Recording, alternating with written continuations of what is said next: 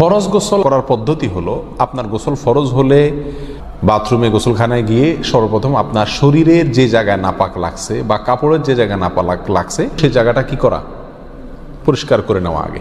যদি আপনার জায়গাটা চিহ্নিত থাকে যে এই জায়গাটা নাপাক লাগছে, ওই জায়গাটা ধুয়ে ফেলান।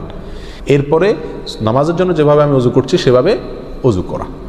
এরপরে অজু করা, হাতের কবজি ধোয়া, এরপরে কুলি করা, নাকে পানি দেওয়া, মুখ ধোয়া, হাতের কোণে পর্যন্ত ধোয়া, মাথা মাসা করা, এরকম অজু করা। অজু করার পরে এবার আপনি গোসল করেন। সেটা শাওয়ার দিয়ে আপনি মাথার উপরে পানি ঢেলে হোক আর আপনার মগ দিয়া হোক, যেভাবে হোক আপনি গোসল করেন। গোসল করা শেষ হয়ে গেলে, গোসল করে যখন বের হয়ে যাবেন, তখন যাওয়ার আগ দিয়া ওই যে পাও ধোয়া বাকি আছে অজুর, যাওয়ার আগ দিয়া পায়ের ওখানে পানি ঢেলে টাকনো পর্যন্ত পাও ধুয়ে ফেললেন, বাস গোসল হয়ে গেল।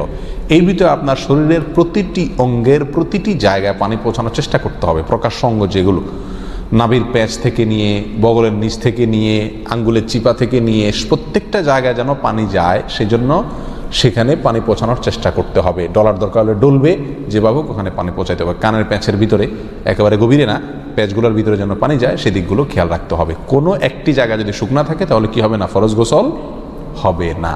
অতএব পরিপূর্ণ শরীর যাতে ধোয়া হয় সেদিকটা খেয়াল রাখতে হবে।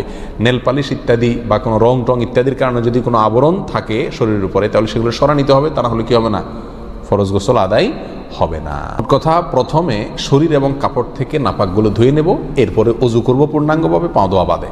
এরপরে গোসল করব, আর বের হওয়ার সময় দোনো পাও টাকনো পর্যন্ত ধুয়ে তারপর বের হয়ে যাব।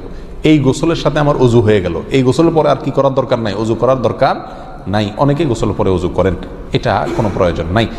তবে কেউ যদি গোসল করা অবস্থায় তার পেশাব চলে আসে, অনেকে আছে পানির স্পর্শ লাগলে পেশাব বেশি আসে, তো গোসল করা অবস্থায় যদি তিনি পেশাব করে দেন বা অজু ভঙ্গের কোনো কারণ তার ভিতরে আসে, তার বায়ু ছাড়লেন, তাহলে তো সেক্ষেত্রে অজু যেটা শুরুতে করছিল ওইটুকু তো আর নাই।